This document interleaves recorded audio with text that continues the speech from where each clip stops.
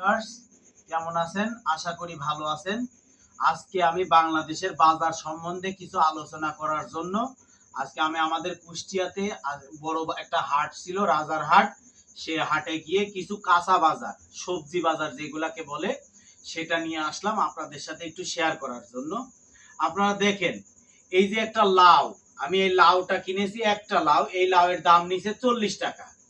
আপনারা বুঝেন।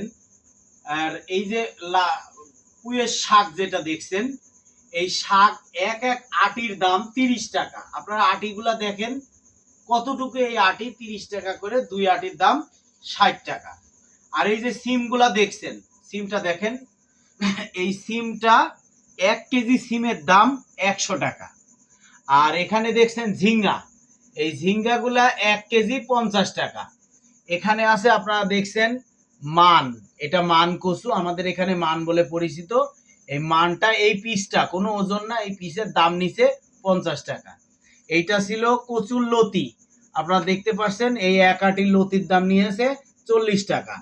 এখানে আছে আপনারা এতে দেখতে পাচ্ছেন বরবটি, এই বরবটি দুই আটির দাম নিচে 50 টাকা। মূলা দেখতে পাচ্ছেন, এই মূলা এমন এক সময় আসবে হয়তো ফেলে দেবে, কেউ খাবে না, এরপরেও এই মূলা এখন বর্তমান বাজারে দাম 40 টাকা কেজি। আপনারা যে উস্তেটা দেখছেন, আমি 3 কেজি উস্তে নিয়েছি, আপনারা দেখতে পাচ্ছেন এই উস্তেটার দাম নিয়েছে 60 টাকা কেজি। আর এই যে আপনারা দেখতে পাচ্ছেন মিষ্টি কুমড়া, এক ফালি নিছি আমি, এক ফালিতে 1 কেজি 300 গ্রাম হয়েছে, এক ফালির দাম নিয়েছে 50 টাকা।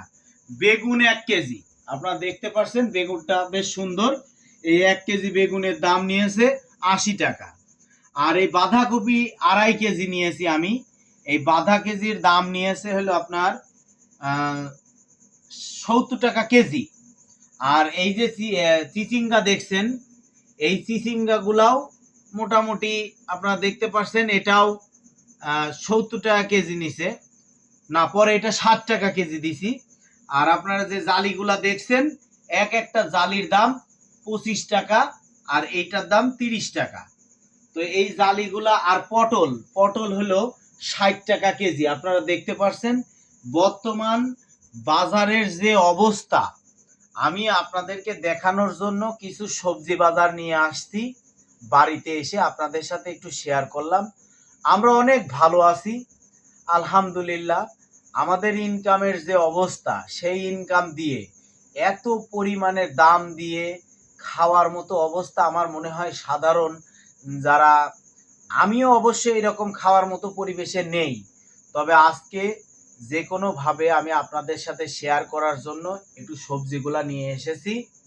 তো আজকে এই পর্যন্তই। আপনারা সবাই অবশ্যই কমেন্টে জানাবেন যে বাজারের পরিস্থিতি কেমন, আপনাদের কাছে কি মনে হয়, এটা কি স্বাভাবিক দাম নাকি অস্বাভাবিক দাম, জানাবেন প্লিজ।